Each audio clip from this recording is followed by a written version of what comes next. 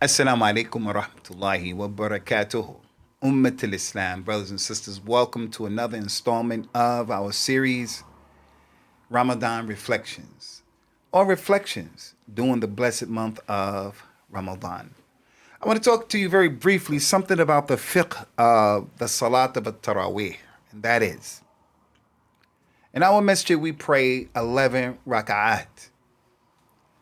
And sometimes the imams in our masjid who lead us in prayer, may Allah Ta'ala give them the khair of the dunya and the akhirah and bless their mothers and their fathers. And the mu'allimeen who taught them and helped them to memorize the book of Allah Azza wa Jal. Our imams sometimes, right after Salat al-Isha, we go right into the Salat of At-Taraweeh. It has happened that people came to me after we prayed Taraweeh with some level of al-inkar. They were not happy.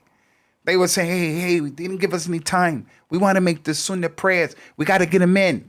And I respect that, especially from a young brother who was the first one to say that to me, and he had respect and adab.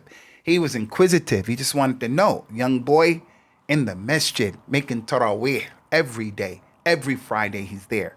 May Allah bless that young brother, Abdullah.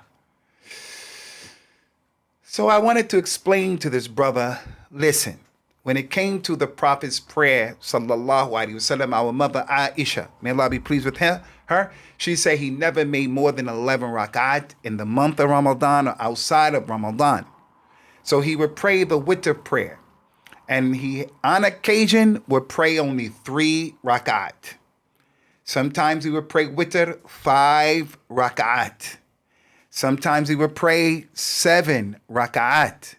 Sometimes he would pray 9 rak'at. And sometimes he would pray 11.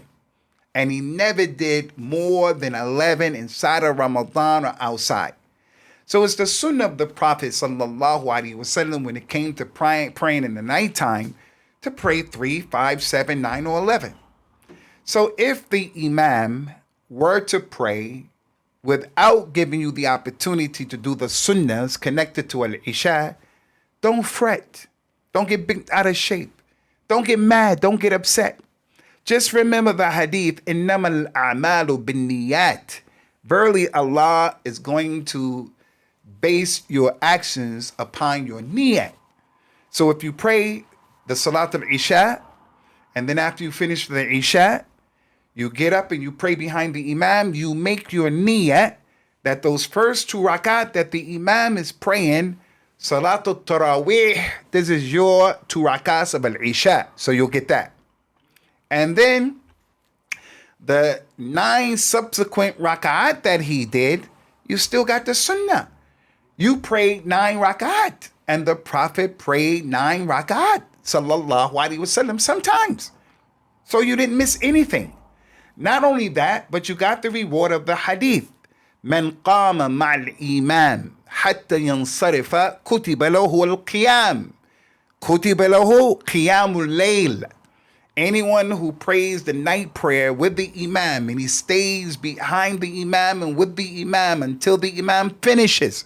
He doesn't leave before the imam does witr. He starts with the imam, he ends with the imam. It will be written down that that person prayed all night long. So the one who the imam went straight into Taraweeh and didn't give him an opportunity to get up and pray the 2 rak'at by himself, he didn't miss anything. He prayed his 2 sunnahs of al-Isha, and he prayed 9 rak'at, which is the sunnah of the Nabi sallallahu alaihi wasallam that he did sometimes, and he prayed with the imam. And this is important, my brothers and sisters. Man yuridillahu bihi khayra yufaqihu fid-din. If Allah wants good for someone, he gives them comprehension and understanding of the deen. The one who is very strict and he's not malleable and he doesn't have any flexibility, he'll get mad and he'll kick up dust and kick up a storm. You didn't give us time, and he'll be upset. He's similar to the one who's very intolerant. We're only going to pray 11 and no more than that. And he doesn't respect that. Those who pray 20 or more, they have their point of view that is justified and plausible. It's the ignorant people from our ummah who are on that thing, it's my way or the highway. If you don't see it the way that I see it, there's a problem. Which one is most virtuous? Making sajda or making ruku', bowing, or al-qiyam? Some scholars say this, some scholars say that, some say that. Which one is more virtuous? Giving the khutbah on Friday, the imam or the mu'adhin? Some scholars say this, some scholars say that. Which one should I do? Should I read and say Bismillah, do the Basmalah in the Salat out loud? Or should I just read Alhamdulillahi Rabbil Alameen? Some said this, some that. The more knowledge a person has, the more he's able to manage and to deal in the most appropriate way with the ikhtilaf that exists naturally amongst us. So therefore, brothers and sisters, let us, all of us, do our level best to try to learn the religion. These kinds of details. May Allah subhanahu wa ta'ala have mercy upon all of us, forgive all of us, accept our efforts and our juhud. Wassalamu alaikum wa rahmatullahi wa barakatuh.